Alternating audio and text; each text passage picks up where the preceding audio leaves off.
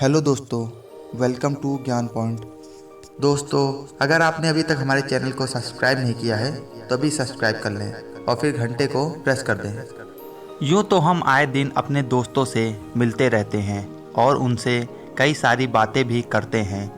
उनमें से कुछ अच्छी होती हैं तो कुछ बुरी, तो कुछ दूसरों के बारे में तो कुछ अपनों के बारे में बातें होती हैं। लेकिन कुछ बातें ऐसी होती हैं जिसे हमें किसी से भी शेयर नहीं करनी चाहिए, क्योंकि एक सफल वैवाहिक जीवन के लिए ज़रूरी है पति पत्नी का एक दूसरे पे विश्वास। क्योंकि अगर हम एक दूसरे पे विश्वास ना करके एक दूसरे की बात इधर उधर करते हैं तो इससे पति पत्नी के आपसी तालमेल बिगड़ता है। इससे उनका वैवाहिक जीवन भी अस्त व्यस्त हो जाता है। सफल वैवाहिक जीवन के संबंध में आचार्य चाणक्य कहते हैं कि इस श्लोक में आचार्य चाणक्य कहते हैं कि हमें कुछ बातें गुप्त रखनी चाहिए, जैसे हमारे धन का नाश, हमारा दुख, पत्नी का चरित्र और नीच या बुरे स्वभाव वाले व्यक्ति द्वारा कही गई बात या स्वयं का अपमान।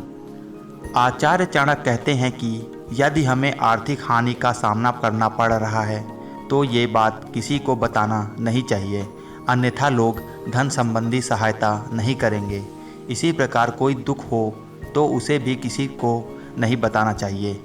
सबसे ज़रूरी बात, किसी भी स्थिति में व्यक्ति को अपनी पत्नी का स्वभाव, गोपनीय बातें, व्यवहार आदि नहीं बताना चाहिए।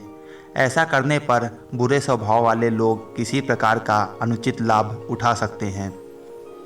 यदि जीवन में किसी नीच व्यक्ति द्वारा आपका अपमान किया गया है तो इसे भी गुप्त रखना चाहिए, क्योंकि ये बातें जाहिर होने पर व्यक्ति समाज में हंसी का पात्र बन सकता है।